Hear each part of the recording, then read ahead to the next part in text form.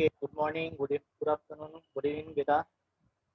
તો આજે આપણે ઓસી છે તેના ચેપ્ટર નંબર 1 છે, સંચાલનનું કાર્ય છે અને તેના કાયદા વિસ્તાર છે તેનું રિવિઝન કરીએ.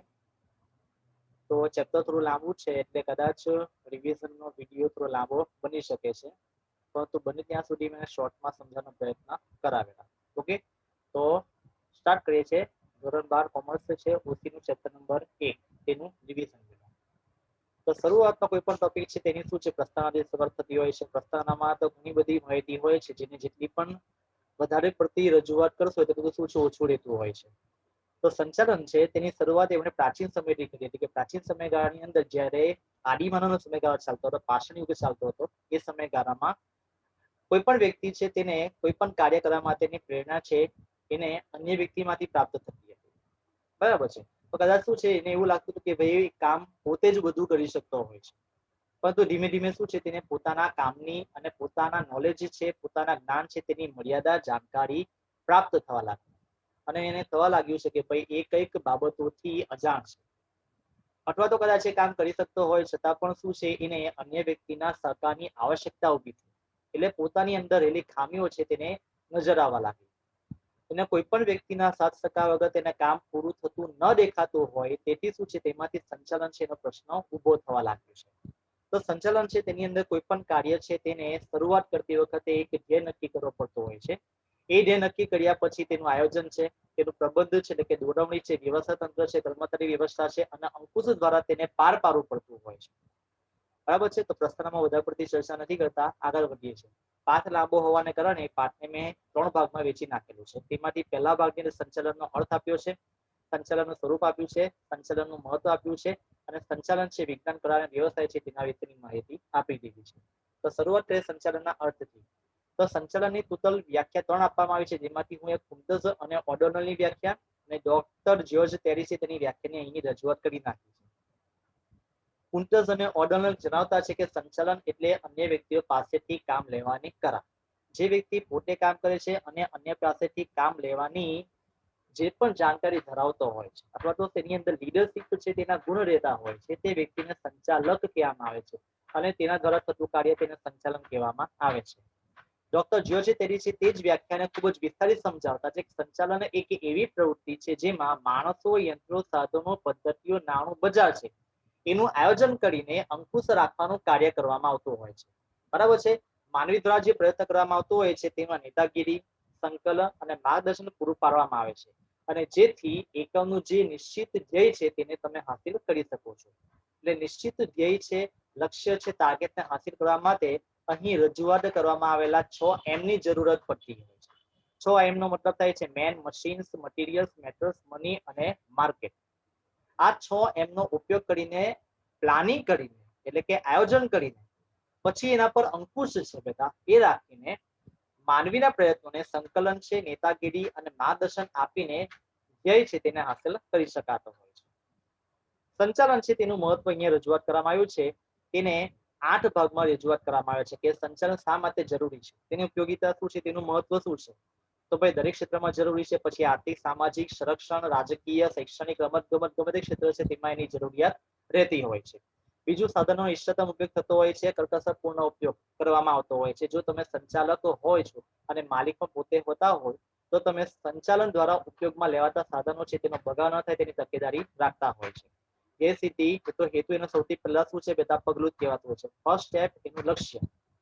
ધંધાની સફળતા માટે સંચાલન શા માટે ઉપયોગી છે? કેમ કે તમે જે ધ્યેય નક્કી કરતા હોય છે એ ધ્યેય છે એને નક્કી કર્યા પછી તેને આયોજન મુજબ પ્લાનિંગ કરીને તેને લક્ષ્ય સુધી પહોંચાડવા માટેની તમે જે પ્લાનિંગ કરતા છો તેના માટે સંચાલન જરૂરી કહેવાતું હોય છે.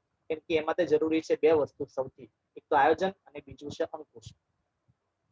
રોજગારીની તકોમાં વધારો થતા હોય છે. તમે જે પ્રમાણે પ્લાનિંગ કરીને તમારું લક્ષ્ય છે એને સિદ્ધ કરતા હો છો એટલે તમારા એકમનો વિકાસ થતો હોય છે. એ એકમના વિકાસ થકી તમે રોજગારીની તકો પણ ઊભી કરી શકો છો. અર્થાત દેશમાંથી બેરોજગારી દૂર થઈ શકે છે. તમારા એકમના જે કર્મચારીઓ છે તેની આવકમાં વૃદ્ધિ થઈ શકે છે એટલે ગરીબીમાંથી પણ બહાર આવી શકે છે. એ દ્રષ્ટિએ તમે સામાજિક લાભ પણ કરી શકો છો. આવક વૃદ્ધિ થવાને કારણે ગરીબીની સ્થિતિમાંથી બહાર આવી શકે છે. રોજગારી ઊભી થવાને કારણે બેરોજગારી સ્થિતિમાંથી બહાર આવી શકે છે. અને જરૂરિયાતના સાધનો ક્રિએટ થતા હોવાથી માનવીની જરૂરિયાતોને તમે મહત્તમ સંતોષી શકો છો. નફામાં વૃદ્ધિ થતી હોય છે કેમ કે તમે યોગ્ય લક્ષ્યને પાર પાડો છો અને એકમથી એકમ એનાથી વધુ એકમની શું છે બધા તમે જ્યારે સ્થાપના કરો છો તો નફામાં વૃદ્ધિ થતી હોય છે તેને કારણે થાય છે. અને આ બધું કામ કરવાથી જ્યારે આર્થિક વિકાસ થતો હોય છે તો રાષ્ટ્રનો હેતુ પણ સાર્થક થયેલો છે એવું કહી શકાતો હોય છે. હવે સંચાલનનું સ્વરૂપ અને લાક્ષણિકતાઓ છે. તો આપણે અગાઉ જોઈ ગયા છે કે સંચાલન સર્વવ્યાપી પ્રવૃત્તિ કહેવાય છે. દરેક ક્ષેત્રમાં જરૂરી છે. માત્ર ધંધાકીય પ્રવૃત્તિમાં જરૂરી છે એવું કહી શકાતું નથી. હેતુલક્ષી પ્રવૃત્તિ છે આપણે 2 ટોપિકમાં વાત કરી ગયા, વ્યાખ્યામાં બી અને તેનું મહત્વ છે તેમાં બી. જૂથ પ્રવૃત્તિ છે કેમ કે શું છે તેમાં એકથી વધુ વ્યક્તિઓને રોકવામાં આવતા હોય છે. સતત ચાલતી પ્રવૃત્તિ છે બધા કોઈના આવવાથી કોઈના જવાથી અને એકવાર લક્ષ્ય પ્રાપ્ત કર્યા પછી પણ એ અટકતી નથી હોતી. બીજું લક્ષ્ય, બીજો ટાર્ગેટ, બીજો ધ્યેય ઉભો થઈ જતો હોય છે. માનવીય પ્રવૃત્તિ છે બેટા કેમ કે આ પ્રવૃત્તિ વ્યક્તિ દ્વારા થતી હોવાથી તેને માનવીય પ્રવૃત્તિ કહેવામાં આવે છે. નિર્ણય પ્રક્રિયામાં ઉપયોગી છે કેમ કે શું છે તમે ડિસિઝન લેતા છો કે સૌથી પહેલા તમારે ટાર્ગેટ શું નક્કી કરવો છે તે પહેલા નક્કી કરો છો તો એને કહેવામાં આવે છે નિર્ણય લીધેલો છે તેવો.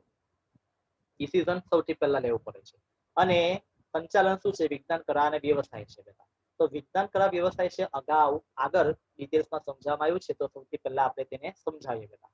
તો સંચાલન કેવી રીતે વિજ્ઞાન કહેવાય છે? તો વિજ્ઞાનનો મતલબ શું થતો હોય છે? વિજ્ઞાન એક વ્યવસ્થિત અને વિશિષ્ટ પ્રકારનું જ્ઞાન કહેવાય છે. બરાબર છે. સંચાલક છે તેની અંદર વૈજ્ઞાનિક દ્રષ્ટિકોણ હોય છે અને વૈજ્ઞાનિક હોવા માટેના જ લક્ષણ પણ જોવા મળતા હોય છે. કેમ કે તે કંઈ પણ નક્કી કરતો હોય છે હેતુ તે શું છે એક પ્રયોગોને આધારે જ નક્કી કરતો હોય છે કે તેનું અસર શું થવાની છે, તેનું પરિણામ શું આવવાનું છે, તેનું કારણ શું હોય છે બેટા. અને પછી ચકાસણી કર્યા પછી તેને પાર પાડવા માટેનું આયોજન કરતો હોય છે. એટલે એ દ્રષ્ટિએ સંચાલન શું કહેવાય છે? એક વિજ્ઞાન કહેવાય છે. બીજું લખ્યું છે સંચાલન એક કળા છે. તો તમારામાં શું છે એક આવડત હોવી જોઈએ કે તમે સંચાલક તરીકેની પ્રવૃત્તિ કરી શકો છો. લીડરશિપ એટલે નેતૃત્વ શક્તિ હોવી જોઈએ. કુનેહ બુદ્ધિ શક્તિ આવડત છે, કલા કૌશલ્ય છે બેટા અને તર્ક શક્તિ, વિચાર શક્તિ તમારામાં હોવી જરૂરી કહેવાય છે. માત્ર પુસ્તકીય જ્ઞાન અહીં સાર્થક થતું નથી. અનુભવની પણ જાણકારી જરૂરી હોય છે બેટા. એ દ્રષ્ટિએ કહેવાય છે કે સંચાલન એક કળા બી છે. એ ઉપરાંત સંચાલન શું છે એક વ્યવસાય બી કહેવાય છે. કોઈ પણ ક્ષેત્રનું વિશિષ્ટ જ્ઞાન તમે પ્રાપ્ત કરો છો અને પછી એ જ દિશામાં તમે આગળ વધતા છો. બરાબર છે. અને પછી એના તમે સેવાના રૂપમાં લોકોને તે અંદર લાભ પ્રાપ્ત કરવાનો પ્રયત્ન કરતા છો. ફોર એક્ઝામ્પલ તરીકે તમે શું છે શિક્ષક તરીકેની પ્રવૃત્તિ કરવા માંગો છો તો શિક્ષક તરીકેની પ્રવૃત્તિ પહેલા તમે એનો અભ્યાસ એનું વિશિષ્ટ જ્ઞાન પ્રાપ્ત કરો છો. પછી સેવા આપવા માટે તમે જ્યારે રેડી થઈ જતા હો છો તો એ સેવાના બદલામાં તમે ફી વસૂલ કરો છો. એટલે સંચાલન એક વ્યવસાય છે એવું પણ કહેવાય છે. ડોક્ટર હોય છે, એન્જિનિયર હોય છે, વકીલ હોય છે, એ વિશિષ્ટ પ્રકારનું જ્ઞાન પ્રાપ્ત કરે છે. પછી પોતાની સેવા આપીને એ ફી વસૂલ કરતા હોય છે. એ દ્રષ્ટિએ શું છે સંચાલન એક કળા છે તેવું કહી શકાતું હોય છે. તો ભાઈ તેની અંદર શું છે પરંતુ વ્યવસાય તરીકેની લાક્ષણિકતા કેટલીક હોવી જરૂરી કહેવાય છે. જેમ કે નીચે લખ્યું છે કે વિશિષ્ટ પ્રકારના જ્ઞાનની જરૂર હોય છે તમને આ વ્યવસાય માટે. જ્ઞાનમાં વૃદ્ધિ અને સંશોધન કરવું પડતું હોય છે. વ્યવસાય મંડળો છે તેને પણ જાણકારી રાખવા પડતા હોય છે. આચારસંહિતાનું પાલન કરવું પડતું હોય છે અને તમારી કેટલીક નૈતિક જવાબદારી પણ હોય છે. તેને શું છે વિશિષ્ટ રીતે અને વિસ્તારથી સમજાવવામાં આવી છે બેટા. જેની હાલમાં આપણે વાત કરતા નથી. ઓટોમેટિકલી તમને ખ્યાલ આવી જતો હોય છે કેમ કે હાલમાં આપણે રિવિઝન કરી રહ્યા છીએ. બરાબર છે. તો સંચાલન છે એ વ્યવસાય છે કેવી રીતે? તો એના માટે સૌથી પહેલા વિશિષ્ટ પ્રકારનું જ્ઞાન જરૂરી છે. જ્ઞાનમાં વૃદ્ધિ અને સંશોધન થઈ શકે તેના માટે તમારે યોગ્ય તાલીમ લેવી પડતી હોય છે. જે વ્યવસાયમાં તમે છો તેના કેટલાક વ્યવસાયિક મંડળ હોય છે તેના પણ કેટલાક નીતિ નિયમો હોય છે. એનું પણ શિક્ષણ અને તાલીમ તમારે પ્રાપ્ત કરવું પડતું હોય છે અને એનું પાલન પણ કરવું પડતું હોય છે. અને એના કેટલાક રૂલ્સ રેગ્યુલેશન છે, સિદ્ધાંતો છે તેને તમારે ફોલોઅપ બી કરવા પડતા હોય છે. એને આચારસંહિતાનું પાલન કહેવાય છે. અને તમારી શું છે કેટલીક નૈતિક જવાબદારી છે. ફોર એક્ઝામ્પલ તરીકે તમે ચાર્ટર્ડ એકાઉન્ટન્ટ છો તો તમારું જે ક્લાયન્ટ છે અસીલ કહેવાય છે તેની માહિતી ગુપ્ત રાખવી એ તમારી નૈતિક જવાબદારી કહેવાય છે. એટલે દ્રષ્ટિએ સંચાલન શું કહેવાય છે એક વ્યવસાય છે તેવું સાર્થક થઈ શકે છે. તો અહીંયા ભાગ 1 કમ્પ્લીટ થઈ ગયું છે. ભાગ 2 આવી ગયો છે. તેમાં સંચાલનની વિવિધ સપાટીની વાત કરવામાં આવી છે. તો સંચાલનની ટોટલ 3 સપાટી છે. ઉચ્ચ સપાટી, મધ્ય સપાટી અને તળ સપાટી. અહીંયા ચાર્ટમાં દેખાય છે કે ઉચ્ચ સપાટીમાં કોનો સમાવેશ થાય છે? સંચાલક મંડળ, મેનેજિંગ ડિરેક્ટર અને જનરલ મેનેજરનો સમાવેશ થતો છે. મધ્ય સપાટીમાં કોનો સમાવેશ થાય છે? તો વિભાગીય અધિકારીઓ જે અલગ અલગ વિભાગના હોય છે. જે ખરીદ વિભાગનો અધિકારી અલગ હોય છે, વેચાણ વિભાગનો અધિકારી અલગ હોય છે, હિસાબી વિભાગનો અધિકારી અલગ હોય છે, નાણાકીય વિભાગનો અધિકારી અલગ હોય છે, જાહેરાત વિભાગનો અધિકારી અલગ હોય છે. બરાબર છે। અને એ બધાની નીચે કામ કરતા જે કર્મચારી પણ અલગ હોય છે, જેને તળ સપાટી કહેવામાં આવે છે। તળ સપાટીમાં નિરીક્ષકો હોય છે, જોબર હોય છે અને ફોરમેનનો સમાવેશ થતો હોય છે। તો કઈ સપાટીમાં કોનો સમાવેશ થાય છે આ ચાર્ટમાં તમને દેખાય છે। હવે દરેક સપાટીને શું છે તરત અલગ અલગ માહિતી આપવામાં આવી છે। સૌથી પહેલી સપાટી ઉચ્ચ સપાટી કહેવાતી છે। એકમનું જે સંચાલન કરતી હોય છે એની સર્વોચ્ચ સત્તા ધરાવતી સપાટીને કહેવામાં આવે છે ઉચ્ચ સપાટી। બરાબર છે। સૌથી ઊંચે હોય છે અને જે શું છે સત્તા ધરાવતી હોય છે, ઉત્તરદાયિત્વ બી ધરાવતી હોય છે તેને ઉચ્ચ સપાટી કહેવાય છે।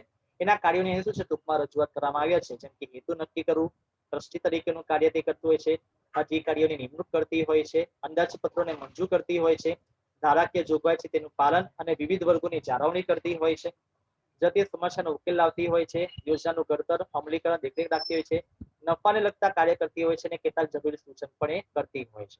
તો એના કાર્યોને અહીંયા શું છે ટૂંકમાં રજૂઆત કરવામાં આવ્યા છે, જે ફટાફટ આપણે જોઈ લીધા છે। બરાબર છે। બીજું છે મધ્ય સપાટી છે। તો તળ સપાટી અને ઉચ્ચ સપાટી આ બંનેને સાંકળતી કડી કહેવાતી હોય છે મધ્ય સપાટી। એટલે મધ્ય સપાટીનું કામ શું છે ઉચ્ચ સપાટી પાસેથી સત્તાને જવાબદારી લેવાની અને તળ સપાટી પાસેથી શું છે તેને ફોલોઅપ કરાવવાનું। બરાબર છે। એટલે એને વચ્ચેની સપાટી અધિકારી સપાટી પણ કહેવામાં આવતું હોય છે। તો તેના કાર્યોને ટૂંકમાં અહીંયા જોઈ લઈએ આપણે, સૂચનાનો અમલ કરવાનો હોય છે, અંદાજપત્ર તૈયાર કરવાના હોય છે, જરૂરી નીતિ નિયમ માળખાની રચના કરવાની હોય છે, અસરકારકતા વધે તેના પગલાં પણ લેવાના હોય છે, જુસ્સો વધે તેવા પ્રયત્ન બી કરવાના હોય છે, અધિકારી સાથે સંપર્કમાં રહેવાનું હોય, પેટા વિભાગ પર દેખરેખ રાખવાની હોય છે, ઉચ્ચ સંચાલન સમક્ષ માહિતી રજૂ કરવાની હોય છે અને નીતિ વિષયક નિર્ણય લેવા માટે શું છે એ મદદરૂપ પણ થતું હોય છે। તો અહીંયા ફરી પાછા આપણે ટૂંકમાં તેના માહિતીના જે સપાટીના જે કાર્યો છે તેને આપણે જોયા છે બેટા। શોર્ટમાં રજૂઆત કર્યા છે, પૂરેપૂરા સેન્ટેન્સ પર રજૂઆત કર્યા નથી બેટા। રિવિઝન કરી રહ્યા છે એટલે આપણે ફટાફટ આગળ વધી રહ્યા છીએ। અને સૌથી છેલ્લી સપાટી આવે છે તળ સપાટી। ઉચ્ચ સપાટી દ્વારા જે નિર્ણય લેવામાં આવતા હોય છે બેટા એ નિર્ણયનું અમલીકરણ કરવાનું કાર્ય કરે છે તળ સપાટી। નિર્ણયને અમલ કરવાનું કામ કોણ કરતી છે તળ સપાટી, એટલે એ અમલ કરે છે અને મધ્ય સપાટી તેનો અમલ કરાવતી હોય છે। બરાબર છે। તો તેના કાર્યો બી ટૂંકમાં જોઈ લે। કામદારો છે એના કાર્ય પર દેખરેખ રાખે છે, નિરીક્ષક કહેવાય છે। કામદારના જુસ્સા પણ વધે તેવા પ્રયત્ન બી કરતા રહેતા હોય છે। એ ઉપરાંત રોજિંદા જે કાર્યો છે તેના આયોજન બી કરતા હોય છે। ભરતી છે, તાલીમ છે તેને લગતા કેટલાક કાર્યો કરતા હોય છે। સૂચનો કર્મચારી પાસેથી લઈને શું છે હુકમો લેવાના છે, યંત્રને લગતા કેટલાક કાર્ય કેમ કે યંત્ર સાથે તે લોકો જોડાયેલા હોય છે। કામદારનો કાચો માલ સાધન સામગ્રી પૂરી પાડવાની હોય છે, કર્મચારીના પ્રશ્નનો ઉકેલ લાવવાનો હોય છે, ઉચ્ચ સપાટીના નિર્ણયનો અમલ કરવાનો હોય છે અને તળ સપાટી એની માહિતીને ઉચ્ચ સપાટી મધ્ય સપાટી સુધી પહોંચાડવાનું કામ પણ તેને કરવાનું રહેતું હોય છે। તો ત્રણે સપાટીના કાર્યને ટૂંકમાં આપણે જોઈ લીધા છે। હવે એ લોકોની જરા તુલના કરી કે કઈ સપાટી કેવી છે તેની જરા અહીંયા વાત કરી।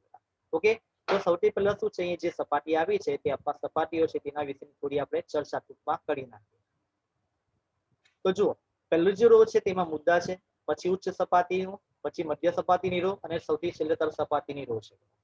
સૌથી પહેલો સંચાલન છે તેનો અને વહીવટ છે તેનો મુદ્દો છે। તો ઉચ્ચ સપાટીમાં સંચાલન વધુ હોય છે અને વહીવટ ઓછું હોય છે। મધ્ય સપાટીમાં સંચાલન ઓછું હોય છે અને વહીવટ વધુ હોય છે, જ્યાં તળ સપાટીમાં સંચાલન ખૂબ જ ઓછું રહેતું હોય છે અને વહીવટ શું છે સૌથી વધુ રહેતું હોય છે। કોનો સમાવેશ થાય છે? ઉચ્ચ સપાટીમાં આપણે હમણાં જોઈ ગયા છે સંચાલક મંડળ છે તેનો સમાવેશ થતો હોય છે। મધ્ય સપાટી છે તેની અંદર વિવિધ વિભાગના અધિકારીનો સમાવેશ થતો હોય છે। તળ સપાટીમાં નિરીક્ષકો છે, જોબર છે અને ફોરમેનનો સમાવેશ થતો હોય છે। સત્તા જવાબદારી કોની છે? ઉચ્ચ સપાટીમાં સત્તા અને જવાબદારી બંને વધુ હોય છે। એટલે જે અધિકારી હોય ને બેટા સંચાલકો હોય છે તેની સત્તા બી વધારે પડતી અને જવાબદારી પણ વધારે પડતી છે। મધ્ય સપાટીના અધિકારીઓ પાસે સત્તા ઓછી હોય છે અને જવાબદારી વિભાગ પૂરતી સીમિત હોય છે। તળ સપાટી પાસે સત્તા ખૂબ જ ઓછી હોય છે અને જવાબદારી પોતાના વિભાગ પૂરતી સીમિત રહેતી હોય છે। સંખ્યા, એના પછીનો મુદ્દો સંખ્યા। ઉચ્ચ સપાટીમાં સંખ્યા ખૂબ જ ઓછી હોય છે, મધ્ય સપાટીમાં ઉચ્ચ સપાટી કરતા થોડી વધારે પડતી સંખ્યા હોય છે અને તળ સપાટીમાં ખૂબ જ વધારે પડતી સંખ્યા હોય છે, કેમ કે નિર્ણયનો અમલ કરતા હોય છે। લાયકાત, ઉચ્ચ સપાટીમાં કૌશલ્યની ખૂબ જ જરૂર પડતી હોય છે। આવડત, મધ્ય સપાટીમાં વિશિષ્ટ પ્રકારના જ્ઞાનની, જે વિભાગના તમે અધિકારી છો તે વિભાગનું તમને નોલેજ કે જ્ઞાન હોવું જરૂરી કહેવાય છે અને તળ સપાટી છે તેમાં પોતાના વિભાગ પૂરતું જ્ઞાન ઇનફ કહેવાય છે। ધ્યેય અને નીતિ ઘડતર માટે ઉચ્ચ સપાટીમાં કંપનીના સિદ્ધાંત છે અને નીતિનું ઘડતર આ શું છે તેનો હેતુ કહેવાય છે, ધ્યેય કહેવાય છે કે લક્ષ્ય કહેવાતો હોય છે. બરાબર છે. મધ્ય સપાટીમાં કંપનીના સિદ્ધાંત અને નીતિનું ઘડતરનો અમલ કરવાનું કાર્ય છે અને ઉચ્ચ સપાટી પ્રત્યે શું છે બેટા એને નિભાવવું પડતું હોય છે. અને તળ સપાટીમાં કંપનીના સિદ્ધાંત નીતિનું ઘડતરનો અમલ કરવાનું કામ કરતો હોય છે. બરાબર છે. એક નીતિ ઘડે છે એટલે ઉચ્ચ સપાટી નીતિ અને ધ્યેય નક્કી કરે છે. મધ્ય સપાટી છે એને અમલ કરાવવાનું કામ કરે છે અને તળ સપાટી શું છે તેને અમલ કરવાનું કામ કરે છે. ઉચ્ચ સપાટી ઘડે છે, મધ્ય સપાટી અમલ કરાવે છે અને તળ સપાટી શું છે અમલ કરતી હોય છે. ઉત્તરદાયિત્વ સૌથી મહત્વનું કહેવાય છે. તો ઉચ્ચ સપાટીના અધિકારીનું ઉત્તરદાયિત્વ કોના પ્રત્યે હોય છે? તો તેના ઉપર, જેમ કે હું સંચાલક છું, બરાબર છે, હું સંચાલક મંડળમાં છું, તો મારી ઉત્તરદાયિત્વ છે શેર હોલ્ડર્સ પ્રત્યે, જે મારી કંપનીના છે.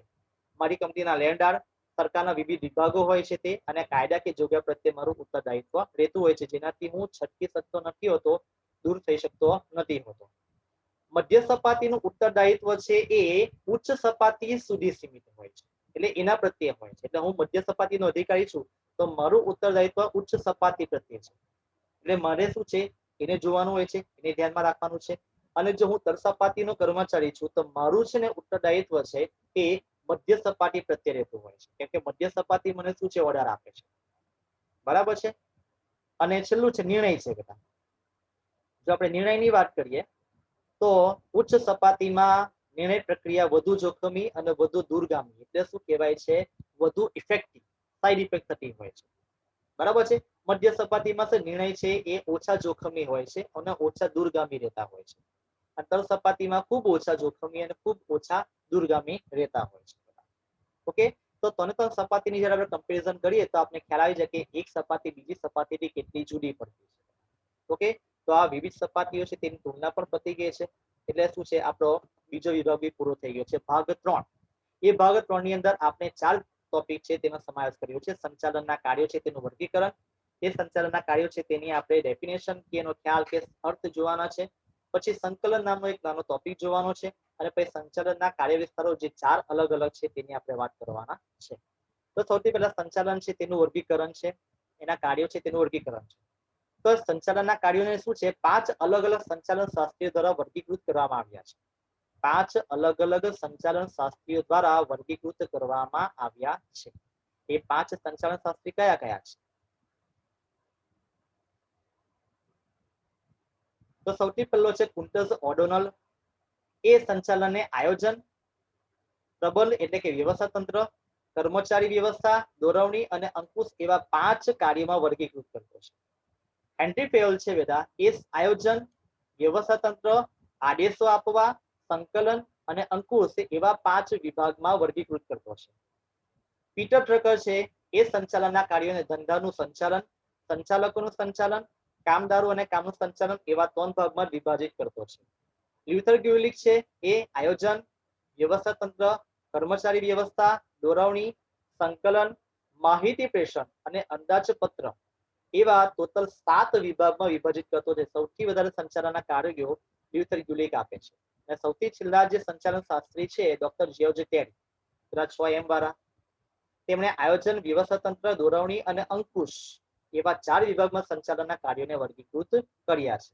તો હવે આમાંથી કયા કાર્યો છે એને આપણે સિલેક્ટ કરવાના છે. તો એમાંથી જે કોમન હોય ને એ કાર્યોને શું છે સિલેક્ટ કરીને પછી એના વિશે આપણે અભ્યાસ કરવાનો છે. તો એમાંથી કયા કાર્યો સિલેક્ટ થયા છે તેની વાત કરી નાખીએ. તો જુઓ અહીં લેખા છે સંચાલનના 5 કાર્યો સિલેક્ટ થયા છે. સૌથી પહેલું કાર્ય છે આયોજન.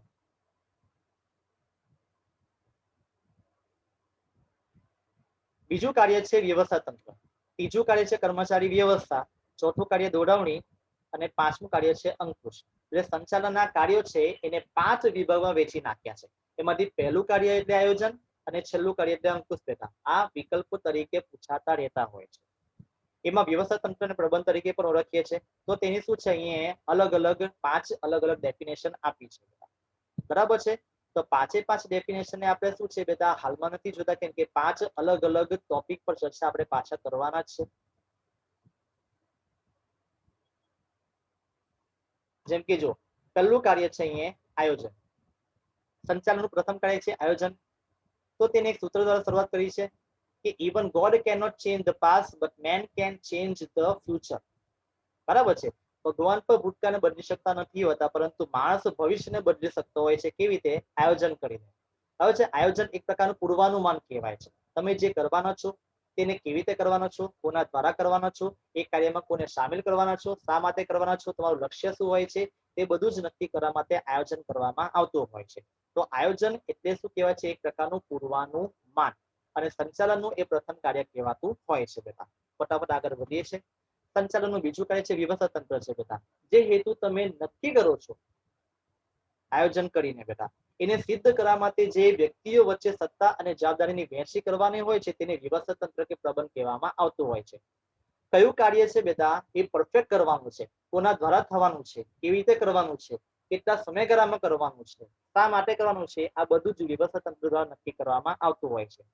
મહત્વની બાબત શું કહેવાય છે કે જે રીતે ધંધાકીય એકમનું મગજ આયોજન હોય ને, એવી રીતે ધંધાકીય જે બાબતો છે તેનું શારીરિક માળખું કહેવાય છે વ્યવસ્થા તંત્ર. બરાબર છે. માનવ શરીરમાં મગજનું કાર્ય બૌદ્ધિક નિર્ણય લેવાનું હોય છે અને અંગો શું કરે છે તેને અમલ કરવાનું કામ કરતા હોય છે, જેને વ્યવસ્થા તંત્ર તરીકે ઓળખવામાં આવતું હોય છે. બરાબર છે. એટલે વ્યવસ્થા તંત્ર છે કામને વ્યવસ્થિત રીતે પાર પાડવાની વ્યવસ્થા કહેવાય છે. ત્રીજું છે કર્મચારી વ્યવસ્થા છે. Employees are arms and legs of unit. તમારા યુનિટના હાથ અને પગ કહેવાય છે તમારા કર્મચારી. તો કર્મચારીનો દર ઉભો કરવાનું, તેને જાળવી રાખવાનું છે અને તેને વિકસાવવાની વ્યવસ્થા તેને કહેવાય છે કર્મચારી વ્યવસ્થા. કાર્ય તો કરે છે છેલ્લે કર્મચારીઓ. એ કર્મચારી જેટલું પણ વ્યવસ્થિત કાર્ય કરશે તેને પ્રોત્સાહન આપવાનું, માર્ગદર્શન આપવાનું કામ કરવાનું છે. યોગ્ય તાલીમ, બઢતી, બદલી છે, ભરતી દ્વારા શું છે તેને વિકસાવવાનું, શિક્ષણ આપવાનું. તમામે તમામ પ્રવૃત્તિ છે કર્મચારી વ્યવસ્થામાં સમાવેશ કરવામાં આવતી હોય છે. તો પેલું કે છે કે જે એકમમાં કર્મચારી નથી હોતા તે એકમને કર્મચારી વિનાનું અથવા તો આત્મા વિનાનું હળપિંજર કહેવામાં આવતું હોય છે. બરાબર છે. એટલે કર્મચારી તો શું છે તમારા એક મહત્વનો ભાગ કહેવાતો હોય છે.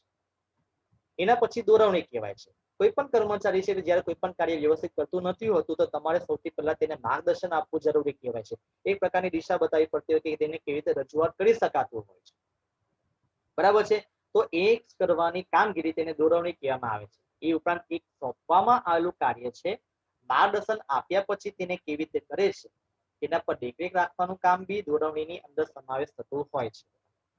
બરાબર છે. તો વ્યવસ્થિત કામ થાય છે તેના પર તમારે વોચ રાખવાની હોય છે અને જો ન થતું હોય તો તેને માર્ગદર્શન આપવાનું કામ એને દોરવણી કહેવામાં આવે છે. જેવી રીતે ડાયરેક્ટર કરતો હોય ને બેટા મૂવીની અંદર, તે જ કામ દોરવણીનું કહેવાય છે. એટલે સૌથી પહેલું અંકુશ, જે રીતે પેલું કે ને કે ન્યાયતંત્ર છે કાયદા તોડનારને સજા આપવાનું કામ કરે છે, એવી રીતે કર્મચારીઓ છે તેની વચ્ચે સંકલન સાધવાનું, તેના દ્વારા સોંપવાનું કામ બરાબર થતું છે કે નથી થતું એને જોવાનું, એ કામ માર્ગદર્શન આપવાનું કામ દોરવણી કરતું હતું. બરાબર છે. પરંતુ કામ બરાબર સમયસર થવું જોઈએ, વ્યવસ્થિત થવું જોઈએ છે અને તેના કોઈ પણ પ્રકારની ખામી રહેવી જોઈએ નહીં. બરાબર છે. એટલે દેખરેખ રાખતી વખતે શું છે, જો તમે આદેશ આપવાની જરૂરિયાત ઉદ્ભવતી હોય તો એ કરવી જરૂરી કહેવાય છે. અને એના માટે તમારા શિક્ષાત્મક પગલા, સજા, દંડ છે તેની જોગવાઈ અંકુશની અંદર સમાયેલી છે. બરાબર છે બધા. એટલે અંકુશ શું એક નકારાત્મક ખ્યાલ કહેવાતો હોય છે, એવું માનવામાં આવતું હોય છે. પણ એકચ્યુઅલીમાં શું છે, સુધારાલક્ષી પ્રવૃત્તિ કરતું હોય છે. કે જો ખરાબ કામ કરતા હોય તેમ તમે શિક્ષા કરતા હોય તો શું છે એ બીજી વાર એ કામ ખરાબ રીતે કરતા પહેલા વિચાર કરશે. એટલે શું છે તેને સુધારા તરફ પ્રયાણ કર્યું છે તમે એવું કહેવાય. તેથી તેને સુધારાલક્ષી પ્રવૃત્તિ પણ કહેવામાં આવે છે. એટલે અંકુશ મહત્વનું કહેવાય છે. તેના વગર કાર્ય પર શું છે તમે પેલું કે ને યોગ્ય ધ્યેય સુધી પહોંચી શકતા નથી હોતા. તો આ હતા સંચાલનના 5 કાર્યો છે તેની શોર્ટમાં થોડી માહિતી. હવે સંકલન નામનો એક ટોપિક અહીંયા આવ્યો છે નાનો સરખો, જેની આપણે જરા હવે વાત કરીએ છીએ. સંકલન એટલે શું છે, જુદા જુદા કર્મચારીઓ છે તેની વચ્ચે એક સૂત્રતા કે સુમેળ સાધવાનું કાર્ય. બરાબર છે. અલગ અલગ એકમ હોય છે, અલગ અલગ વિભાગ હોય છે બેટા, અને અલગ અલગ વિભાગના અધિકારીઓ અને કર્મચારીઓ એ લોકો વચ્ચે તાલમેલ સાધવાનું કાર્ય છે એને સંકલન સાધવું એવા કહેવામાં આવે છે. લાક્ષણિકતા શું છે સંકલન છે તેની લાક્ષણિકતા શું કહેવાય છે? સંચાલન વગર સંકલન શક્ય નથી. દરેક સપાટીએ સંકલન થાય છે. સફળતા માટે તમારે માહિતી સંચારનું કાર્ય જરૂરી છે. માહિતીની આપલે ખૂબ જ જરૂરી કહેવાય છે. તેના વગર તો સંકલન કરી શકાય જ નહીં બેટા. હું બોલું છું, તમે સાંભળો છો, પણ શું છે બેટા એ સાંભળવાની અને બોલવાની પ્રક્રિયા થતી ન હોય તો કેવી રીતે શક્ય છે? અને સહકાર વગર બી સંકલન શક્ય નથી હોતું. એટલે માહિતી સંચારની જેમ સહકાર પણ જરૂરી કહેવાય છે. બરાબર છે. એ ઉપરાંત માહિતીનો મહત્તમ ઉપયોગ સંકલન વગર શક્ય નથી હોતો. સોંપવામાં આવેલી જાણકારી જે તમે પ્રાપ્ત કરો છો તેનો યોગ્ય ઉપયોગ તમે કરવું જરૂરી કહેવાય છે. સંકલનમાં આપણો મહત્વનું કહેવાય છે, એટલે એની આ લાક્ષણિકતા કહેવાય છે. હવે તેનું મહત્વ જરા જોઈએ. સંચાલનના વિવિધ કાર્યો સંકલનથી અસરકારક બને છે. કેમ? તમે અલગ અલગ કર્મચારી અધિકારી વચ્ચે સુમેળ સાધો છો.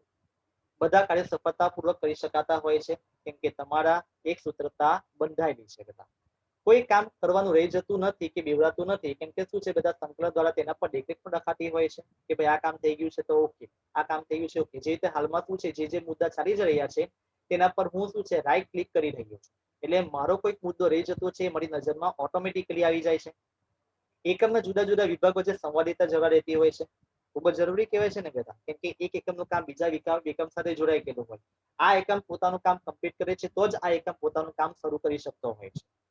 એકમના વિવિધ વિભાગોના કાર્યોને તેના ક્રમ સમય વચ્ચે સમતુલા જળવાતી હોય છે. નિશ્ચિત સમયગાળામાં જો કામ કમ્પ્લીટ કરવાનું હોય તો એ નિશ્ચિત સમયગાળામાં કામ કમ્પ્લીટ કરવું જ પડશે, કેમ કે એ કામ કમ્પ્લીટ કરશે ને યોગ્ય સમયગાળામાં તો જ બીજો એકમ પોતાના સમય પર એ કામની શરૂઆત કરી શકશે. એટલે ક્રમ અને સમય વચ્ચે શું છે, સમતુલા જળવાતી રહેતી હોય છે બધા. અને આ બધું થઈ શકે છે તો શું છે, નિશ્ચિત હેતુઓ સિદ્ધ થઈ શકે છે. બરાબર છે. તો સંકલન એટલે શું છે બેટા? સુમેળથી એક સૂત્રતા જાળવવાનો પ્રયત્ન બેટા. અને 5નો સૌથી છેલ્લો ટોપિક છે સંચાલનના કાર્ય વિસ્તારો, જેને 5 ભાગમાં વિભાજિત કરવામાં આવ્યા છે. એક માર્કેટિંગ એટલે બજારીય સંચાલન, બીજું છે માનવ સંસાધન સંચાલન, ત્રીજું છે નાણાકીય સંચાલન અને ચોથું છે ઉત્પાદન સંચાલન. એમાંથી દીકરા 2 ટોપિક તો આખા ચેપ્ટર તમારા છે ને પાછળ આવવાના છે. જેમ કે પહેલો બજાર એટલે કે માર્કેટિંગ સંચાલન આખું ચેપ્ટર આવે છે અને નાણાકીય સંચાલન ઉપર આખું ચેપ્ટર આવતું છે બેટા. એમાં તમે એની માહિતી વિસ્તારથી જોવાના છો. તો જરા શોર્ટમાં તેની માહિતી હાલમાં તો લઈ લઈએ, પાઠમાં આવી ગયું છે. તો સૌથી પહેલા માર્કેટિંગ સંચાલન છે તેની વાત કરીએ. કોઈ પણ માર્કેટિંગની અંદર તમે જ્યારે કોઈ પણ વસ્તુ છે કે સેવા છે તેનું ઉત્પાદન કરતા છો, તેને ગ્રાહકો સુધી કેવી રીતે પહોંચાડવાના છો. એકચ્યુઅલીમાં શું છે, બજારમાં 2 વર્ગ જ રહેતા હોય છે. એક તો ઉત્પાદક હોય છે અને બીજો ગ્રાહક છે. હવે એ ઉત્પાદક પોતે ઉત્પાદન કરેલી જે ચીજ વસ્તુ કે સેવા છે તેને ગ્રાહક સુધી કેવી રીતે પહોંચાડશે, આ સમગ્ર પ્રક્રિયા છે બેટા, એને શું કહેવાય છે? માર્કેટિંગ સંચાલન. એના માટે જરૂરી બીજી બધી પ્રવૃત્તિ કઈ છે બેટા? નાણાંનો વિનિમય છે, બજાર સંશોધન, વિસ્તરણ છે, વ્યવસ્થા, વેચાણ વૃદ્ધિ છે, સંગ્રહ કરવાની પ્રવૃત્તિ છે, વીમા. આ બધી જ બાબતો શું છે બેટા? માર્કેટિંગ સંચાલનમાં સમાયેલી હોય છે. બરાબર છે. એટલે ઇન શોર્ટ, ઉત્પાદક ગ્રાહકને અનુલક્ષીને શું છે, જે કામ કરતો હોય છે તે માર્કેટિંગ સંચાલનમાં કરવામાં આવે છે. ગ્રાહકને શું ગમે છે, કેટલું ગમે છે, આ બધી બાબતોની શું છે એ દેખરેખ રાખતો હોય છે. એટલે એને માર્કેટિંગ મેનેજમેન્ટ તરીકે ઓળખવામાં આવે છે બેટા. બરાબર છે. તો શું છે, ફટાફટ આગળ વધીએ છીએ બધા. માર્કેટિંગ સંચાલન છે બેટા એના કાર્યો. હવે અહીં શું છે ખબર? ગ્રાહકોને જોઈતી વસ્તુ છે તેને ધ્યાનપૂર્વક શું છે આપણે એટલે કે ઉત્પાદકો હોઈએ તો તેને સુધી પહોંચાડવું હોય, અથવા ગ્રાહક આપણી પ્રોડક્ટ છે બેટા અથવા તો સેવાને કેવી રીતે પ્રાપ્ત કરી શકે છે, એના માટે શું કરી શકીએ છીએ. તો તેના કાર્યો છે તેને અહીં 4 ભાગમાં વિભાજિત કરી નાખેલા છે. પેદાશ, કિંમત, વિતરણ અને અભિવૃદ્ધિ. તો સૌથી પહેલા તો તમે જે વસ્તુનું ઉત્પાદન કે સેવાનું ઉત્પાદન કરવા જઈ રહ્યા છો તેનો રંગ, આકાર, વજન, પેકિંગ છે બેટા, એની વેચાણ પછીની સેવાઓ છે, આ બધી બાબતોનો પેદાશમાં સમાવેશ થાય છે. બરાબર છે. એ નિર્ણય તમારે શું છે પહેલેથી લેવો પડતો હોય છે. કિંમત ગ્રાહકોને પણ યોગ્ય લાગવી જોઈએ અને તમારી નફામાં વૃદ્ધિ પણ થઈ શકે તે રીતે તમારી કિંમત નક્કી કરવાની હોય છે, બજારને અનુલક્ષીને બી. વિતરણ વ્યવસ્થા છે, તમે કેવી રીતે ગ્રાહકો સુધી માલ પહોંચાડો છો. છૂટક, જથ્થાબંધ વેપારીઓ છે, ટ્રાન્સપોર્ટેશનની સેવા છે, આ બધી બાબતો છે. ઇવન એજન્ટો હોય છે, દલાલો છે, તેનો સંપર્ક કરતા હોય છે વગેરે છે. આ વિતરણ માટેના શું છે એક જાતના વર્ગ કહેવાય છે. અને અભિવૃદ્ધિ, કેવી રીતે તમે વેચાણ, તમારી પ્રોડક્ટ છે, તમારી ચીજ છે, તમારી સેવા છે, માલ છે, તેનું તમે વેચાણ કેવી રીતે કરી શકો છો. અભિવૃદ્ધિ છે, વૃદ્ધિ કેવી રીતે કરી શકો છો, તે બાબતો આની અંદર સમાયેલી છે. તો આ પણ સંચાલનના કાર્યમાં જ આવી જતું હોય છે. એટલે મીન્સ કે માર્કેટિંગ સંચાલનના કાર્યમાં સમાયેલ થઈ જતું હોય છે. બરાબર છે. નફામાં વૃદ્ધિ માટે વેચાણ વૃદ્ધિ બહુ જરૂરી કહેવાતી હોય છે. તો આ હતા 4 માર્કેટિંગ સંચાલનના કાર્યો: પેદાશ મિશ્રણ, કિંમત, વિતરણ અને અભિવૃદ્ધિ. એના પછી આવે છે અહીંયા માનવ સંસાધન સંચાલન છે બેટા, હ્યુમન રિસોર્સ મેનેજમેન્ટ છે. વ્યક્તિ છે બેટા, ધંધાકીય એકમ છે તેમાં સૌથી મહત્વની બાબત કહેવાય છે. સંચાલન કરતું કોણ છે? વ્યક્તિ, એટલે કે આપણે. બરાબર છે. આપણી અંદર આવડત છે તો જ સંચાલન કરી શકીએ છીએ. નોલેજ છે, બુદ્ધિ છે, તર્ક શક્તિ કહેવાય છે બેટા, અને પારખવાની પણ કેટલીક બાબતો આપણી અંદર હોય છે. એ ઉપરાંત જરૂરિયાતો છે તેને પણ ધ્યાનમાં લેતા હોય છે. બરાબર છે. આ બધી બાબતોને સાંકળતી કરીને કહેવાય છે માનવ સંસાધન સંચાલન. ધંધા કે સાહસ છે તેની સફળતાનો આધાર છે તે ધંધામાં કામ કરી રહેલા કર્મચારી પડેલો હોય છે બેટા. હવે એ કર્મચારી છે બેટા, એને શું છે તમે યોગ્ય વાતાવરણ પૂરું પાડશો, પ્રોત્સાહન આપવાની પ્રવૃત્તિ કરશો, પગાર ભથ્થો બીજી સુવિધા પૂરી પાડશો, જૂથો વધારશો બેટા, અને શું છે બેટા તેને વધુ પડતી જૂથ ભાવના તરફ શું છે પ્રેરિત કરશો. આ બધી જ પ્રવૃત્તિનો સમાવેશ માનવ સંસાધન સંચાલનમાં થાય છે. એટલે માનવી સાથે જોડાયેલી બાબતો જે મેનેજમેન્ટ બી કહેવાય છે બેટા, તે બાબતો શું છે માનવ સંસાધન સંચાલનમાં થતી હોય છે. બરાબર છે. ઇન શોર્ટ તો તમે કાર્યક્ષમતામાં વધારો કેવી રીતે કરી શકો છો, કર્મચારીઓની કાર્યક્ષમતા વધારો કેવી રીતે કરી શકો છો, તે આ બાબતો અંદર સમાયેલી હોય છે. બરાબર છે. તો માનવ સંસાધન સંચાલન છે તેના લક્ષણો અને મહત્વ બી અહીંયા આપેલા છે. તેના લક્ષણ કયા કયા છે અને સંચાલન છે એના મહત્વ બી કયા કયા છે તે પણ આપણે જોઈ લઈએ અહીંયા. તો સૌથી પહેલા એના લક્ષણો જોઈએ બેટા. તો પહેલું કર્મચારીની ભરતી, તાલીમ, ભરતી ધોરણીનો સમાવેશ આની અંદર થાય છે. કેવી રીતે તમે ભરતી કરો છો, કેવી રીતે શું છે તેને તાલીમ આપો છો, એને શું છે બેટા ઉપલા વર્ગમાં નીચલા વર્ગમાં કેવી રીતે લઈ જાઓ છો, તેને માર્ગદર્શન કેવી રીતે આપો છો, એનો સમાવેશ આમાં થાય છે. બરાબર છે. એ ઉપરાંત કર્મચારીને વ્યક્તિગત જઈને સાંકળતી કંપનીને ધ્યેય સિદ્ધ કરવા માટે તમે કેવી રીતે પ્રેરિત કરો છો, તેને તાલીમ તમે કેવી રીતે આપો છો. કામગીરી છે તેનું મૂલ્યાંકન, કર્મચારી કેવી રીતે કામ કરે છે તેનું મૂલ્યાંકન તમે કેવી રીતે કરો છો, અને એ મૂલ્યાંકનને આધારે તમે તેનું સ્થાન નિશ્ચિત કરવાના છો, એ પણ કેવી રીતે કરો છો, એ પણ બાબત આની અંદર સમાયેલી હોય છે. બરાબર છે. પછી કર્મચારીની ફેરબદલી, કુશળ કારીગરોને શું છે બેટા આ વિભાગમાં, બેટા અકુશળ કારીગરોને આ વિભાગમાં, અથવા તો અકુશળ કારીગર છે તેને તમે કંપની કે એકમમાંથી બહાર કરવાનું હોય છે, કોને તકાવી રાખવાનું છે. આ બધી બાબતોનો બી સમાવેશ આની અંદર થતો હોય છે. એ ઉપરાંત યોગ્ય વાતાવરણ પૂરું પાડવાનું, જેને કારણે શું છે કર્મચારીનો જુસ્સો છે વધી શકતો હોય છે, તેનો બી સમાવેશ આમાં થતો હોય છે. શા માટે જરૂરી છે, તો આપણે એક વાક્ય જોઈએ ને કર્મચારી વ્યવસ્થાની અંદર કે કર્મચારી વ્યવસ્થા છે બેટા કર્મચારી વગરનું એકમ, આત્મા વિનાનું હાડપિંજર કહેવામાં આવે છે. બરાબર છે.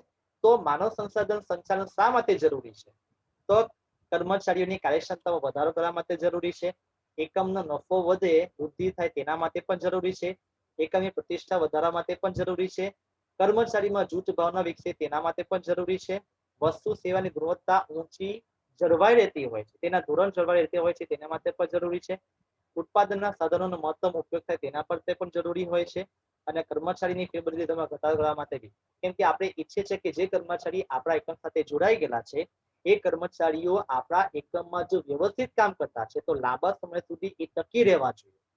એની ફેરબદલી ન થાય છે એ જાણવા માટે અને એ પેલું કે ને ફોલો કરી શકાય છે તેના માટે જરૂરી કહેવાય છે. બરાબર છે. સંતોષ જરૂરી કહેવાતો હોય છે, અને ઔદ્યોગિક શાંતિનો વિકાસ થઈ શકે એના માટે પણ માનવ સંસાધન સંચાલન જરૂરી છે. તો આ હતા માનવ સંસાધન સંચાલનની લાક્ષણિકતાઓ અને તેનું મહત્વ. હવેના બાકીના બે છે નાણાકીય સંચાલન અને ઉત્પાદન સંચાલન, તો બહુ નાના નાના ટોપિક છે, છતાં બી જોઈએ છે બધા. તો ફાઇનાન્સ મેનેજમેન્ટ તો બહુ જરૂરી કહેવાય છે કે તમે અલગ અલગ વિભાગના અધિકારીઓને કેટલું ફાઇનાન્સ પૂરું પાડવાના છો. મેં ખરીદ વિભાગનો અધિકારી છું, મને કેટલા નાણાંની જરૂરિયાત છે તેનું બજેટ તૈયાર થાય છે, અને એ બજેટ મુજબ શું છે મને એ નાણાંની સોંપણી કરવામાં આવે છે. હું જાહેરાત વિભાગનો અધિકારી છું, જાહેરાત કરવા માટે મને કેટલા નાણાંની આવશ્યકતા હોય છે તેનું બજેટ અંદાજપત્ર નક્કી થતું હોય છે, અને એ મુજબ મને નાણાંની ફાળવણી કરવામાં આવતું હોય છે. અર્থাৎ દરેક વિભાગના અધિકારીઓ દ્વારા તૈયાર થતું અંદાજપત્ર કે બજેટ એને મેનેજ કરવાનું કામ સંચાલનમાં થાય છે, જેને આપણે નાણાકીય સંચાલન કહેતા હોય છે. એટલે શરૂઆતથી લઈને આયોજનથી લઈને શું છે કાર્ય પૂર્ણ થાય છે, જે સિદ્ધિ હાંસલ થતી હોય છે ત્યાં સુધી જેટલા પણ નાણાં વપરાતા હોય છે તેનું મેનેજમેન્ટ છે નાણાકીય સંચાલનની અંદર સમાવેશ થતો હોય છે. બરાબર છે. તો તેના કાર્યો ટૂંકમાં અહીંયા આપેલા છે તે આપણે જોતા છીએ. પહેલું છે નાણાંની જરૂરિયાત અંદાજવી. બીજું નાણાંનું પ્લાનિંગ કરવાનું, અંદાજપત્ર જરૂરી છે, બજેટની તમને વાત કરી દીધી છે. પછી તેની ફાળવણી કરવાની હોય છે, મૂડી માળખું છે તેનો વિચાર કરવાનો છે, અને એને પ્રાપ્તિ સ્થાન માટેની પસંદગી પણ કરવાની છે. નાણાં મેળવવાની કાર્યવાહી પણ કરવાની છે, ક્યાંથી પ્રાપ્ત થઈ શકે છે, કેમ કે એકમ માટે કેટલા નાણાં જરૂરી છે બેટા, એ નાણાં ક્યાંથી આવશે એ માટે પણ વિચારણા કરવી પડતી હોય છે. અને જે નાણાં આપણે મળતા હોય છે તેનો ઉપયોગ ક્યાં કેવી રીતે કરવાનો છે અને કરકસર પૂર્ણ કરવાનો છે તે તો ધ્યાન રાખવાનું હોય. પછી એના માટે યોગ્ય નીતિ નિયમો નક્કી કરવાના છે, કરવેરા ભરવાના છે, કેવી રીતે કેટલા તેનું આયોજન કરવાનું હોય છે, અને અસ્કયામતો છે, વિકલ્પો બી આપણે શું છે વિચારણા કરી રાખવાના હોય છે. તો આ હતા નાણાકીય સંચાલન છે તેના કાર્યોની ટૂંકમાં માહિતી. અને સૌથી છેલ્લું આવે છે ઉત્પાદન સંચાલન છે. તો ઉત્પાદન એટલે સૌથી પહેલું કાર્ય કહેવાય છે કે ઉત્પાદન શેનું કરવાનું છે, કેટલું કરવાનું છે, શા માટે કરવાનું છે, કાર્યક્રમ નક્કી કરવાના છે, સંકલન સાધવાનું, દોરવણી, આ બધી જે બાબતો છે એ ઉત્પાદન છે તેની સાથે જોડાયેલી હોય છે. એટલે સૌથી પહેલું કાર્ય છે, બાકીના બધા કાર્ય છે બધા એના સાથે જ જોડાયેલું હોય છે. બરાબર છે. તો ઉત્પાદન સંચાલન એ ઉત્પાદનનું આયોજન કરવાનું, કાર્યક્રમ નક્કી કરવાનું, સંકલન સાધવાનું, દોરવણી સાધવાનું છે બધા, અને અંકુશ રાખવાની એક પ્રક્રિયા કહેવાતી હોય છે. તો એ ઉત્પાદનની અંદર આપણે કયા કાર્યો કરવાના છે તેની પણ એ શોર્ટમાં માહિતી જોઈ લઈએ. આયોજન કરવાનું, ઉત્પાદનનું સંશોધન, કઈ વસ્તુ સેવાનું ઉત્પાદન કરવાનું છે તેનું રિસર્ચ. પછી ડેવલપ કરવાનું છે વસ્તુ સેવા કે માલ છે તેનું કેવી રીતે કરવાનું છે. એ ઉત્પાદન કરવા માટે ટેકનિકલ યંત્રો છે તેની પસંદગી કરવાની છે. ધંધાના સ્થાનની પણ પસંદગી ક્યાં કરવાનું છે ઉત્પાદન. પછી એનો અંદાજ મેળવવાનો, એના માટે કેટલા બજેટની આવશ્યકતા રહેશે, કેટલા માણસો લાગશે, કેટલા યંત્રો જરૂર પડશે, કેટલો સમય લાગશે, વગેરે વગેરે. આ બધું પાર પાડવા માટે અંકુશ તો સૌથી મહત્વનું કહેવાય છે. તો ઉત્પાદન પર અંકુશ, ગુણવત્તા પર અંકુશ, ખર્ચ પર અંકુશ સૌથી જરૂરી કહેવાય છે. ન વધે તેના માટે સૌથી મહત્વનું કહેવાય છે. અને સૌથી મહત્વનું વૈવિધ્યકરણ દાખલ કરવાનું. કેમ કે શું છે, પરિવર્તન સંસ્થાનો નિયમ છે, જૂનું અને નવા વચ્ચે જેટલું અંતર તમે રાખો ગુણવત્તામાં પણ સૌથી વધારે પડતું તે સૌથી મહત્વનું કહેવાતું હોય છે. તો આ થઈ ગયું છે ઉત્પાદન સંચાલન છે તેના વિશેની વાત. અને ઉત્પાદન સંચાલન સાથે આપણે સંચાલનના કાર્ય વિસ્તારો પણ સમાવેશ એ કમ્પ્લીટ થઈ જાય છે. અને આપણું જે ચેપ્ટર છે એનું રિવિઝન બી કમ્પ્લીટ થઈ જાય છે. તો આઈ હોપ કે તમે લોકોને આ બાબતો સમજાવવામાં કોઈ પણ જાતની તકલીફ મને નથી પડી અને તમને પણ સહેલાઈથી સમજી શકાશે એવી આશા રાખું છું. બરાબર છે. તો અહીંયા આપણે છૂટા થઈએ છીએ અને વળી પાછા નવા કોઈ ચેપ્ટરનું જ્યારે રિવિઝન કરવાનું હોય છે ત્યારે ઝડપથી મળીશું. ત્યાં સુધી આવજો. દાદા, બાય બાય, ટેક કેર.